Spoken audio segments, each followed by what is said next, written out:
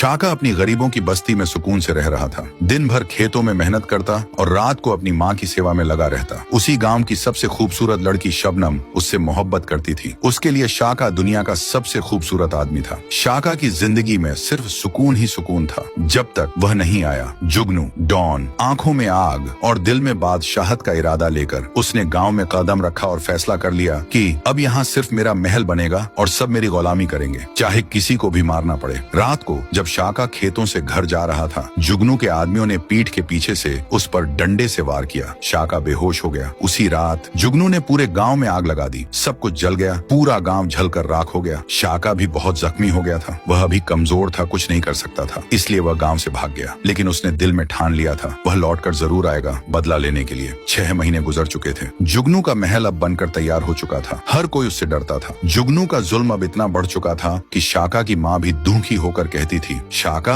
तुम कहाँ हो बेटा, मुझे तुम्हारी जरूरत है। लेकिन दूसरी तरफ शाका दिन रात मार्शल आर्ट्स की कड़ी प्रैक्टिस करता रहा। वह अब वही पुराना शाका नहीं था। अब वह एक तूफान बन चुका था, तैयार था अपना सब कुछ वापस लेने के लिए। अब सवाल यह है, क्या शाका जुगनू डॉन से अपने गांव को बचा पाएगा या गांव हमेशा के लिए जुगनू के अंधेरे में डूब जाएगा? शाका अपनी गरीबों की बस्ती में सुकून से रह रहा था। दिन भर खेतों में मेहनत करता और रात को अपनी माँ की सेवा में लगा रहता। उसी गांव की सबसे खूबसूरत लड़की शबनम उससे मोहब्बत करती थी। उसके लिए शाका दुनिया का सबसे खूबसूरत आदमी था। शाका की जिंदगी में सिर्फ सुकून ही सुकून था, जब तक वह नहीं आया। जुगनू, डॉन, आंखों में आग और दिल में बादशाहत का इरादा लेकर उसने गाँव में कदम रखा और फैसला कर लिया कि अब यहाँ सिर्फ मेरा महल बनेगा और सब मेरी गुलामी करेंगे, चाहे किसी को भी मारना पड़े। रात को जब शाका खेतों से घर जा रहा था, जुगनू के आदमियों ने पीठ के पीछे से उस पर डंडे से वार किया। शाका बेहोश हो गया। उसी रात जुगनू ने पूरे गांव में आग लगा दी। सब कुछ जल गया। पूरा गांव जलकर राख हो गया। शाका भी बहुत जख्मी हो गया था। वह अभी कमजोर था, कुछ नहीं कर सकता था, इसलिए वह गांव से भाग गया। लेकिन उसने दिल में ठान लिया था वह लौटकर जरूर आएगा बदला लेने के लिए। 6 महीने गुजर चुके थे। जुगनू का महल अब बनकर तैयार हो चुका था। हर कोई उससे डरता था। जुगनू का जुल्म अब इतना बढ़ चुका था कि शाका की माँ भी दुखी होकर कहती थी, शाका